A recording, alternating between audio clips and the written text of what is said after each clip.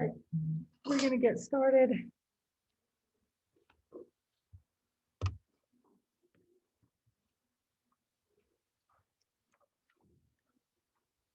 We're going to construct a confidence interval from U, and we're going to do it by hand as well as on the calculator, so you guys know how to do both of those. So when the conditions are met, the sampling distribution of X bar has a roughly normal distribution with a mean mu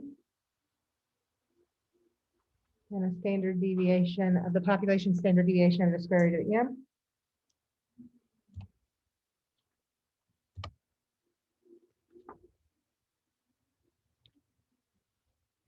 But because we don't know the population standard deviation, we estimate it by the sample standard deviation. Should say we then estimate the standard deviation of the sampling distribution with the standard error of X bar equal to the standard deviation of the sample over the square root of N. So this value is called the standard error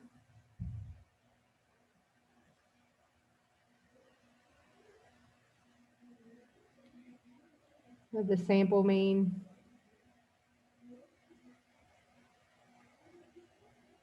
X bar, or just the standard error of the mean. To construct the confidence interval for mu, we replace this formula of X bar by its standard error. And again, we talked about that yesterday. That's not new. In the formula for the one sample Z interval for population mean. So remember, we're doing means now and not proportions.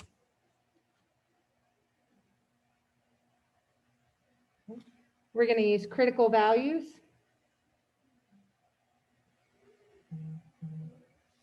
From the T distribution with N minus 1 degrees of freedom in place of the Z critical values.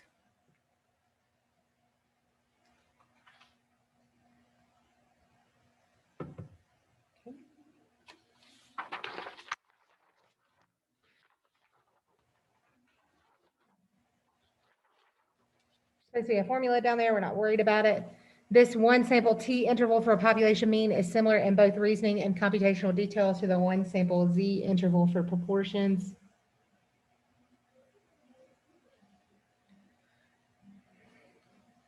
Of section 8.2. So now we'll pay more attention to the questions about using these methods in practice. So this is the same formula. That's why I didn't write it again. When the conditions are met, a C% confidence for an unknown mean mu is X bar plus or minus T star times S sub X over the square root of N, where T star is the critical value for the T sub N minus 1 distribution, with C% of the area between negative T star and T star. That's basically the same definition as the Z. It just uses T stars and it changes this formula. So the following example shows you how to construct a confidence interval for a population mean when the population standard deviation is unknown. By now you should recognize the 4-step process.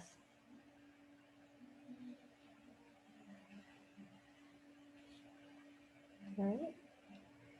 Environmentalists, government officials, and vehicle manufacturers are all interested in studying the auto exhaust emissions produced,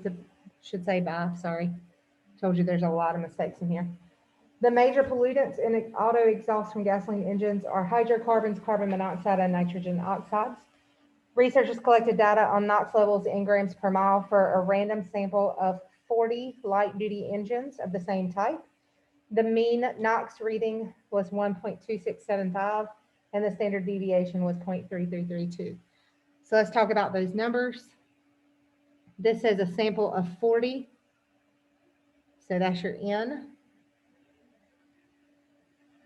It says the mean reading was 1.2675, so that's your X bar. And then it says the standard deviation was 0.3332. So that's your S sub X. Construct and interpret a 95% confidence interval for the mean amount of NOx emitted by light duty engines of this type. All right. So your state plan due and conclude, you were supposed to do in your homework, not maybe last night, but the couple of nights before. 8.1 and 8.2 homework answers are posted. You need to just go back and check your answers and make sure you're doing them right. All right. So for A, we want 95% confidence.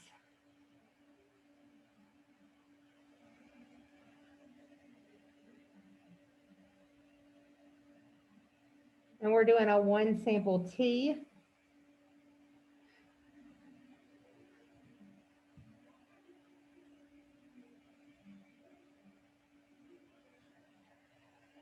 So we're doing a one sample T interval if conditions are met. And you don't have to put the if conditions are met, you just do the conditions. So what are the conditions that we learned yesterday for T? Two of them are the same as they've always been. Got to be random and 10% of the population, or less than 10%. Yes. So the first one is random. And all of this is your state plan due conclude, but I'll put together. So don't stress about that. All right. So random, is it random? Yes. It says a random sample of 40 engines.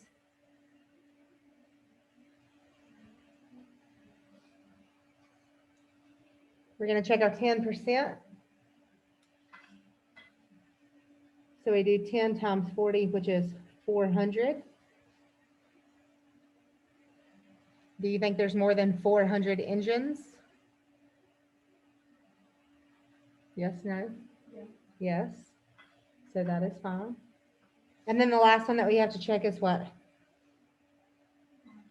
Large sample. Large sample.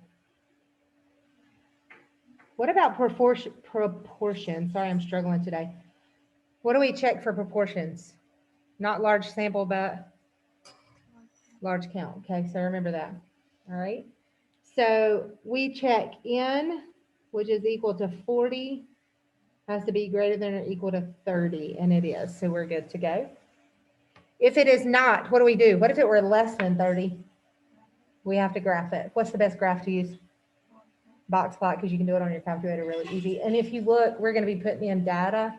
So it already has the data in there for you to do that box plot. So it's stupid to make it into anything. I mean, I don't mean it's stupid. That's a terrible word to use, but you can see it so much better, whether it's normal or not, just in a box plot than it is in a histogram. And you can see if there are any outliers as well, if it asks you to describe it.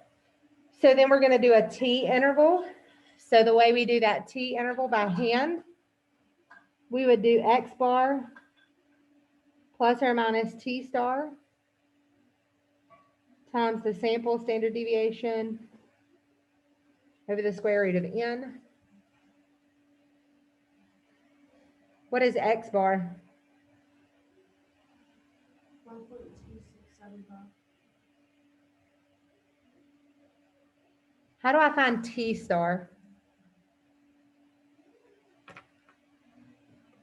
It's almost the same as you find Z star. How do I find T star? Yeah, this one is inverse T. So we want 95%. So what is the area that's on 1/2 that's left over? 0.025. Perfect. What are our degrees of freedom if our sample is 40? 39. 39. So what is our T? I would go ahead and do 3 decimal places. So I would do 2.023. You leave it as positive, right? Yeah. Okay. And the reason that you can do that is because that negative right there, that minus, takes care of the negative. All right. Okay, so you can use either one. Times, what's your sample standard deviation? 43 through 33. Over square root of, what was our sample size? 40. All right, I do one at a time. There is a way to put this in your calculator. I showed you a Z interval the other day. So I'll show you how to do this one a little bit later today, soon, real soon. So 1.2675, and I always, it really doesn't matter. You can do either one first. I like to do the minus first because I know it's going to be least. And then parentheses, alpha y equals 0.3332, square root 40, get out of it. And there's my first one, and then I go back in and change this to a plus. And there's my second one. So I do the lower one first, so that way it's written the right way. So this gives you an interval of 1.161 to 1.374.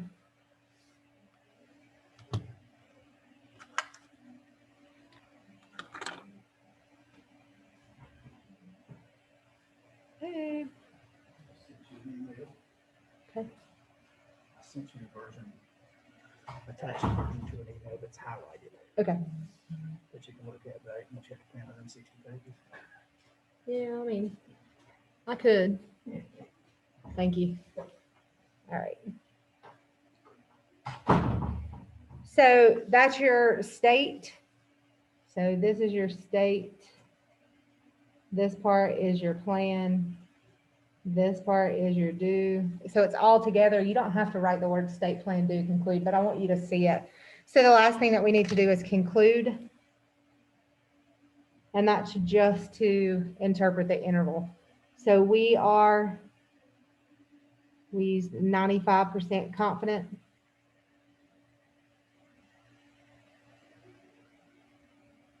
That the interval 1.161 to 1.374 captures the true, remember we're doing means now. It would be the true population mean as well.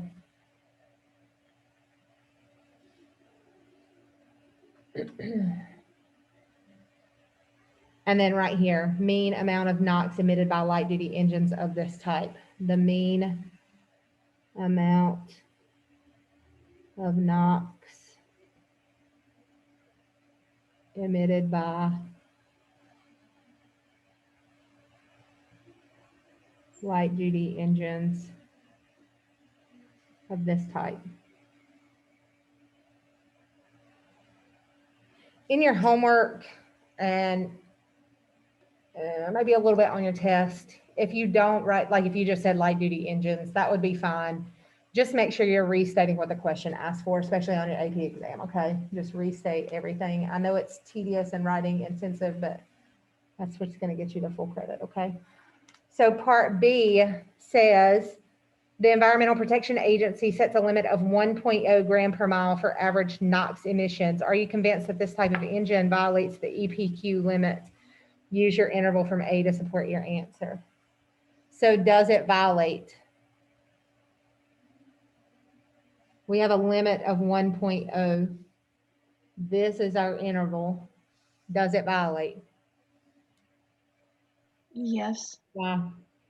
because the interval is higher than the limit. The limit is not contained in the interval.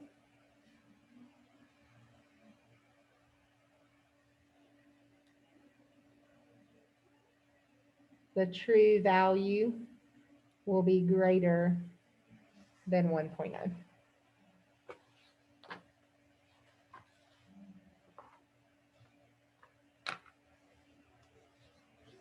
So there was some of this, quite a bit of this on your second part of 8.2.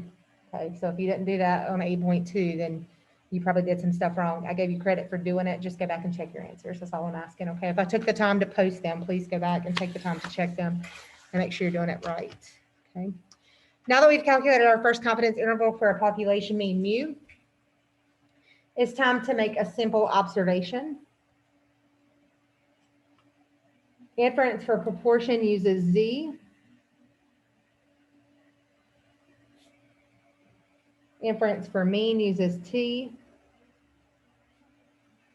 That's one reason why distinguishing categorical from quantitative data is important.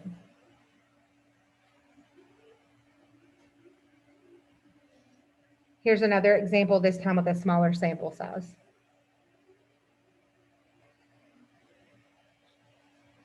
Okay.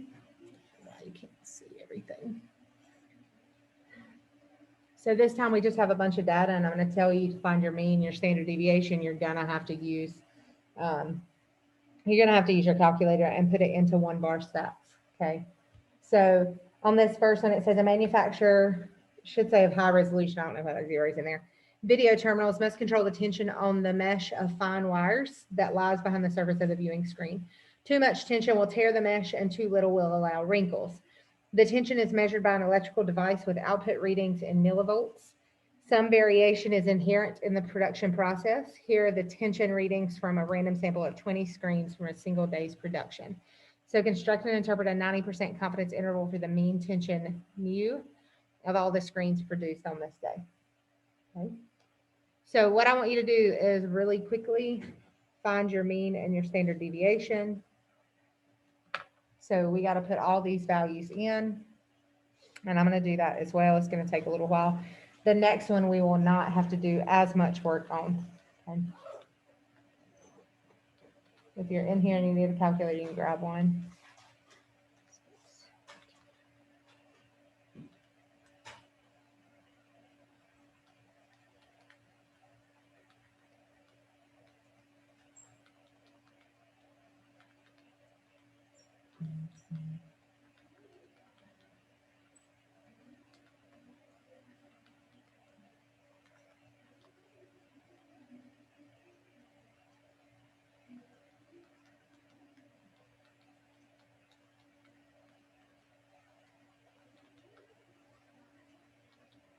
And then make sure you check your values after you get them all in your calculator.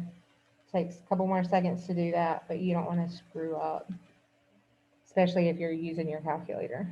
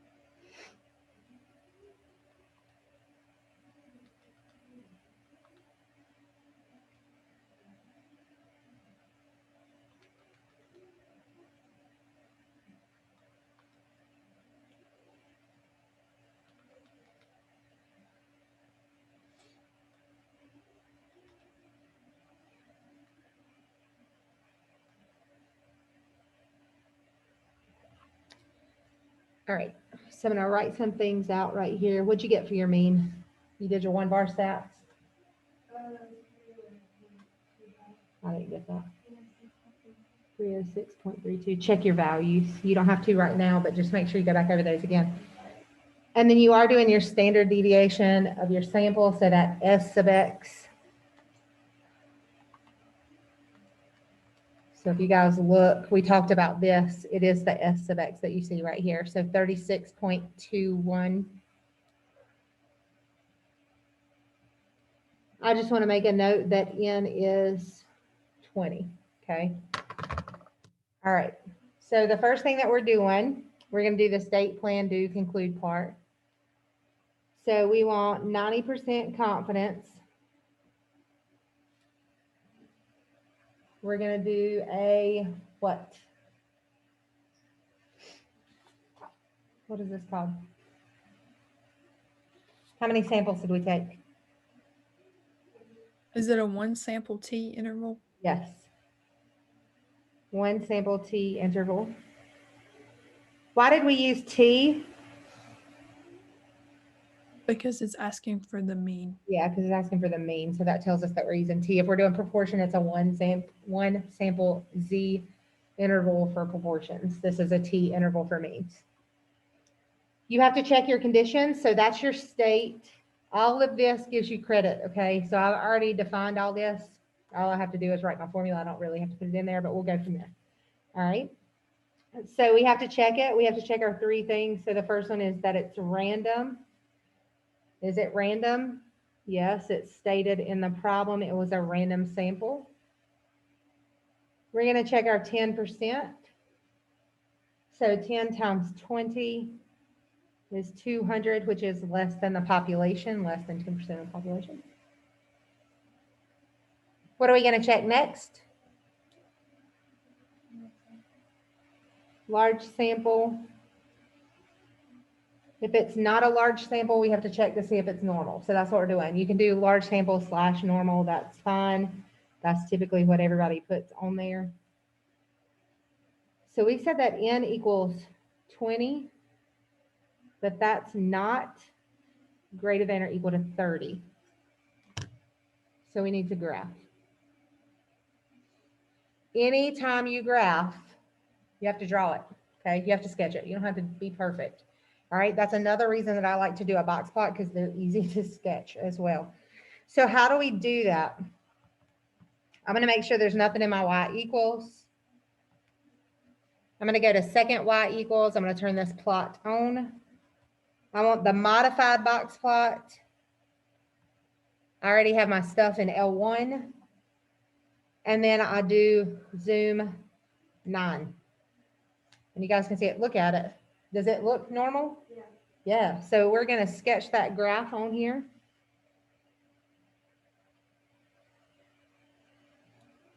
If you have to, and I would suggest that you do that, put your values 233.5, 275. It doesn't matter where they go. I switch back and forth so I can write them down without squishing them up.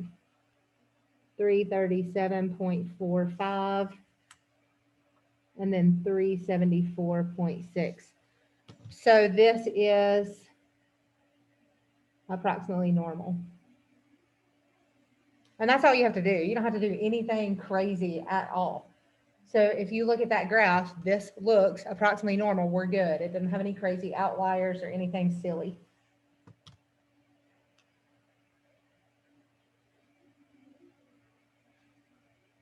Okay, so remember that. Will there be some problems that say construct it and then you end up not being able to and you just, No. If there are, it's going to be multiple choice and it'll say, why can't you? okay, Or can you construct it? And it might be the multiple choice would say no because it doesn't pass the random, no because it doesn't pass 10%, something like that. Okay. All right. So then we're going to write our formula, and our formula is X bar plus or minus T star, standard deviation over square root of N. We don't know our T star, so we need to find that. I just do it to the side over here. To find T star, you do inverse T. We want a 90% confidence, so how do we do that? What's your area going to be? And then your degrees of freedom is always one less than the sample. So second bars, inverse T, area is 0.5, 19, paste, put it in there, and we get negative 1.729. Doesn't matter which one you use, okay? Doesn't matter. So our X bar was 306.32 plus or minus. I do not have to write this step because I have defined what every variable is on this paper. I like to write it because I like to look at it, but you do not have to. Does that make sense? If you start to do it in your calculator, the best thing you can do is write down everything that goes in this formula, write down the formula, and then write your interval from your calculator. Okay, don't do the steps on the calculator, write the formula. And those are all in your formula sheets. Your T-star was 1.729. Your standard deviation was 36.21. Over the square root of n was 20. I will go ahead and tell you that it gives you a 292.32 and 320.32. That's your interval. And then we have to conclude, and how do we conclude it? We are 90% confident that the interval 292.32 to 320.32 captures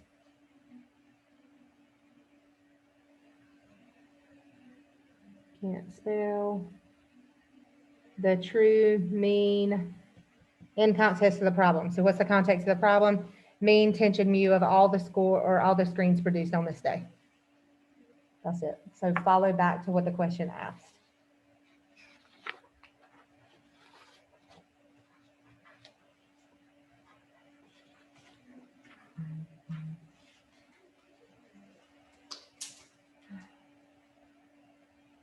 All right. That'll be the longest one that we have to do today. Okay. Only because I made you do it by hand.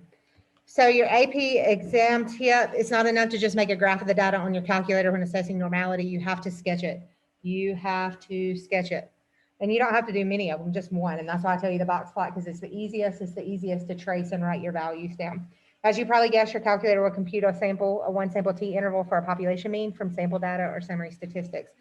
So just skip this part. I'm going to do it down here with this example. Okay. Biologists studying the healing of skin wounds measured the rate at which new cells closed a cut made in the skin of an anesthetized newt. Here are data from a random sample of 18 newts measured in micrometers or millionths of a meter per hour. So we're going to put these in, calculate and interpret a 95% confidence interval for the mean healing rate. So right now, what I'm going to do is change my L1. Make sure you keep it up there. Don't delete your L1, just clear it out.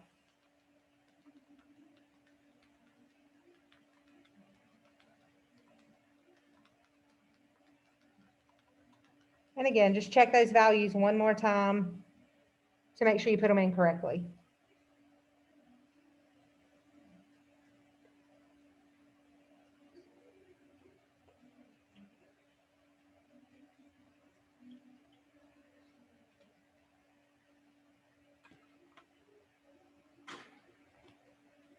All right. You will go into stacked. You'll go over to tests. And you're just doing T interval, so number 8.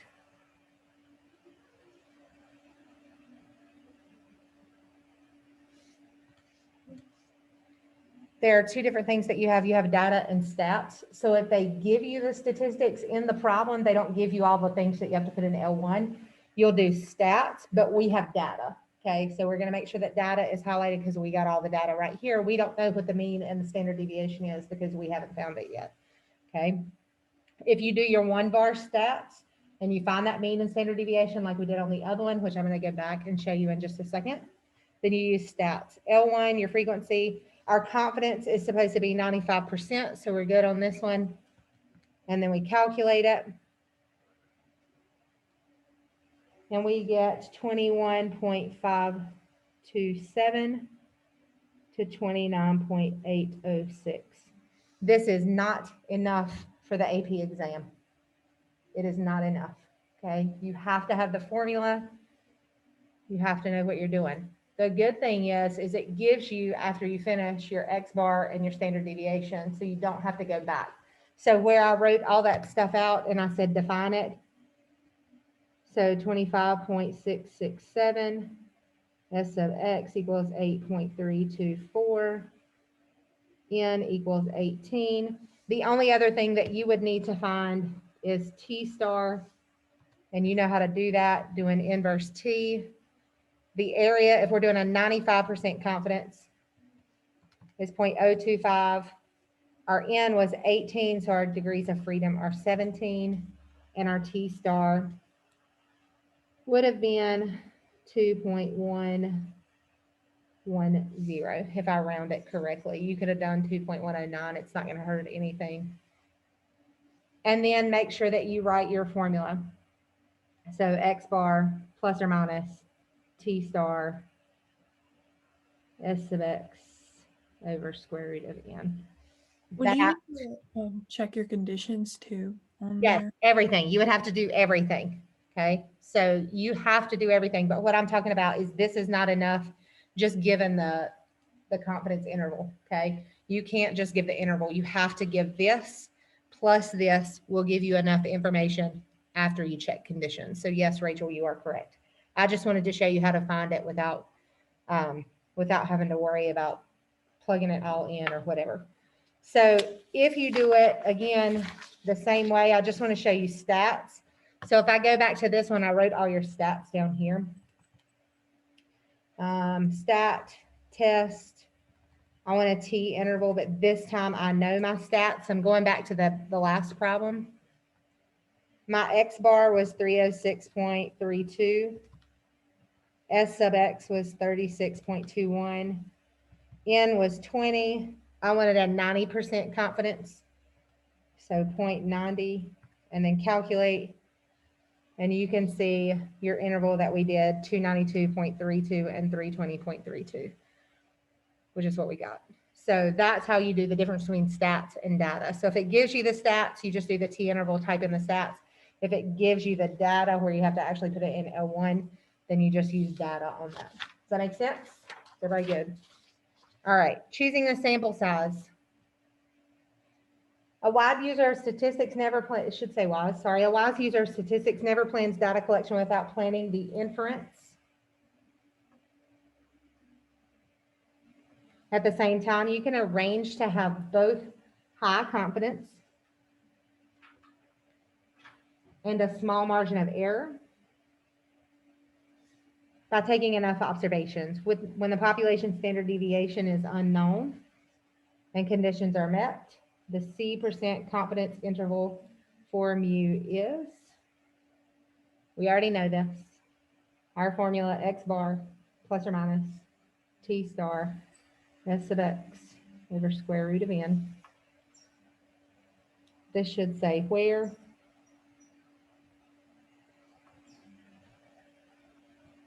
T star is the critical value for the confidence level C, and the degrees of freedom are N minus 1. The margin of error of the confidence interval is, remember that this part is the margin of error. So we haven't talked about that, but it's the same thing as the Z. So we're doing it over again. We just have a T star instead of a Z and a different little formula right there. So margin of error is T star times the standard deviation over the square root of N. And then we're going to do the same thing that we did last section, determine the sample size.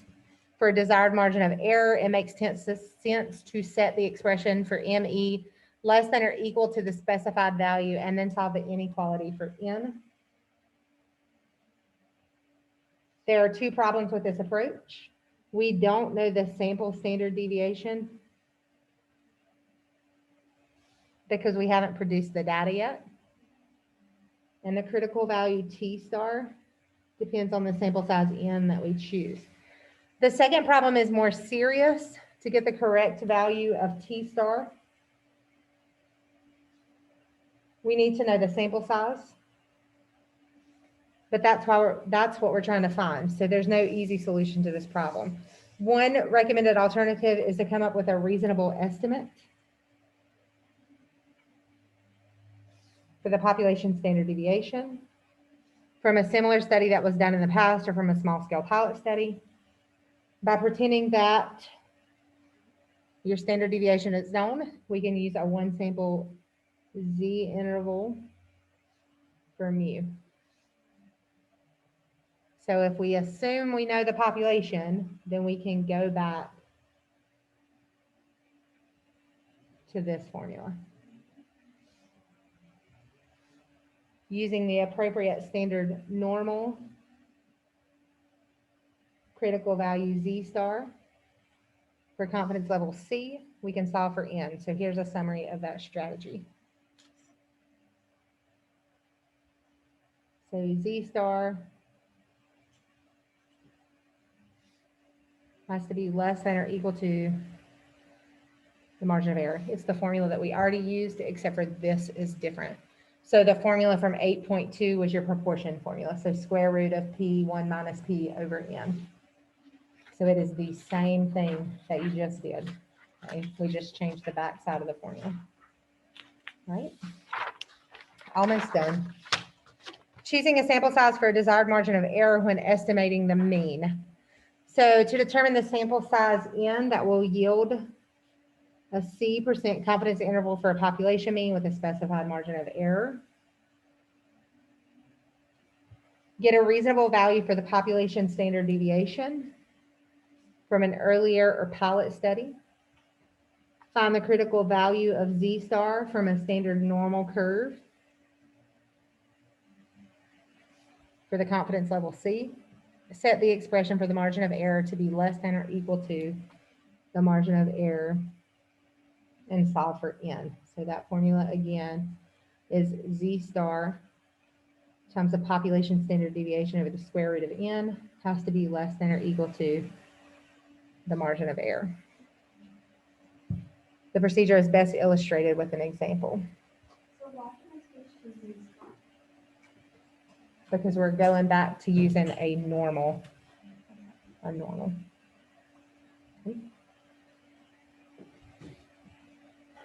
All right, so how many monkeys? Determine sample size from a margin of error. Researchers would like to estimate the mean. And again, here's another reason. We're doing means instead of proportions. So for proportions, and you don't have to write this down, you did Z star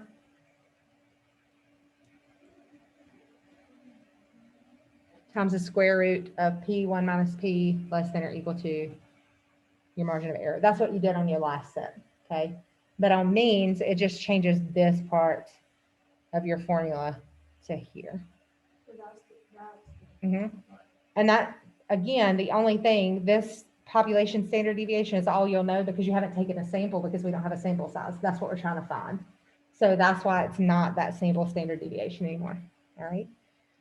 So cholesterol level mu of a particular variety of monkey that is often used in laboratory experiments, they would like their estimate to be within 1 milligram per deciliter of the true value. We have a 95% confidence level. A previous study said that the standard deviation of cholesterol level is about 5. So there's your standard deviation. And again, it came from a previous study. It's not something that we already had. Obtaining monkeys for research is time-consuming, expensive, and controversial. What is the minimum number of monkeys the researchers will need to get a satisfactory estimate? So we don't want to get any more than we have to because we don't want to deal with it, okay? That's exactly what they're saying. We don't want to deal with it. So we're doing a 95% confidence. What's that mean Z star will be? 1.96, perfect. You can find that. How could you find it? Inverse norm. Okay, so don't forget that you can do that. We need, for our formula right here, we need our population standard deviation. It told us that our standard deviation was 5. And then it said that our margin of error was at most 1. So that's the information they gave us. Here's our formula.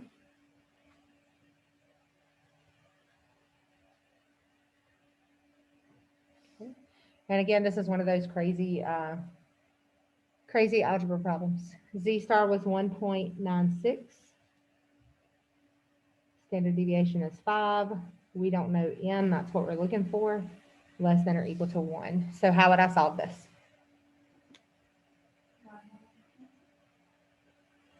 You can. Really doesn't matter. Whatever you want to do. So 5 over the square root of n is less than or equal to 1 over 1.96, which is 5102. Again, I would go 4 decimal places. It makes it a little better. Remember, I told you if you wanted n to be on top, we just kind of switch these. 0.5102 less than or equal to the square root of n. So how do I get n by itself?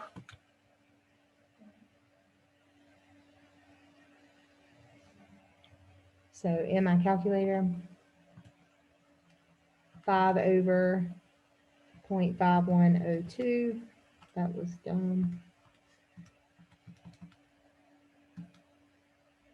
Okay, and then square that. We get 96.04 less than or equal to n, or n has to be greater than or equal to 96.04. So how many monkeys do we have to have? 97 monkeys.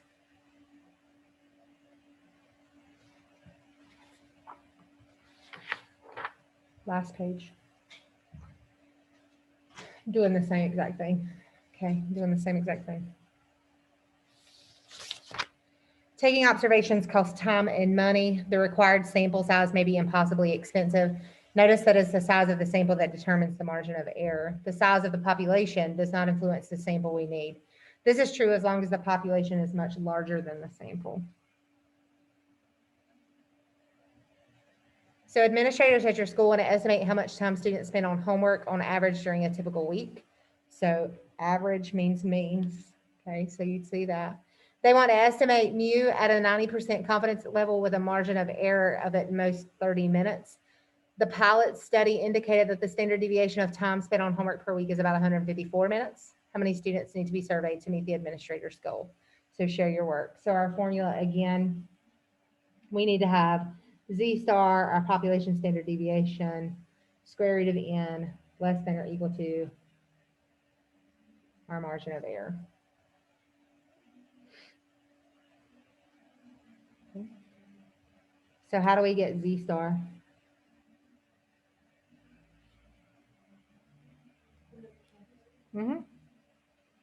So we're going to do inverse norm. What's our area? 0.05. What's our mean? We're standardizing, so what's our mean? It's a Z-score, standardized. What's that mean? We change our mean and our standard deviation to 0 and 1. 0 and 1, perfect. So I'm going to go ahead and do that. Inverse norm, 0.0501, paste, gives us 1.645.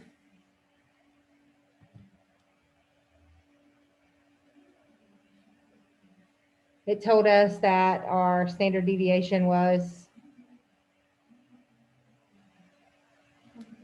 154. I don't know what n is. That's what I'm looking for. And our margin of error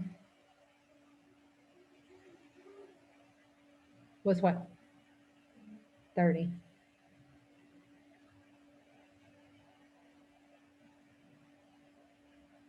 Right. So then solve it. We said we would divide by 1.645.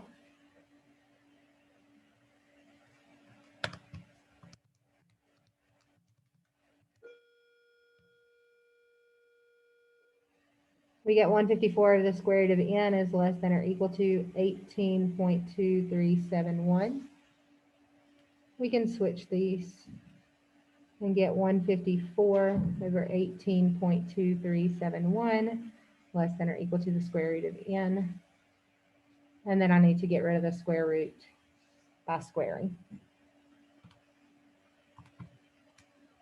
154, 18.2371 squared. gives a 71.3 less than or equal to n, or n has to be greater than or equal to 71.3. So that means we need how many students? 72 students. And that's it. Again, your homework from the last two sections, the answers are posted. Go ahead and check that out. 8.3 will be posted as soon as you guys finish it. So probably on Wednesday, tomorrow at some point. I would like this homework done like soon. Try to get it done tonight, so that I can get that posted tomorrow and you guys can check your answers. You will have an Albert assignment tomorrow. All right. I'm gonna stop sharing.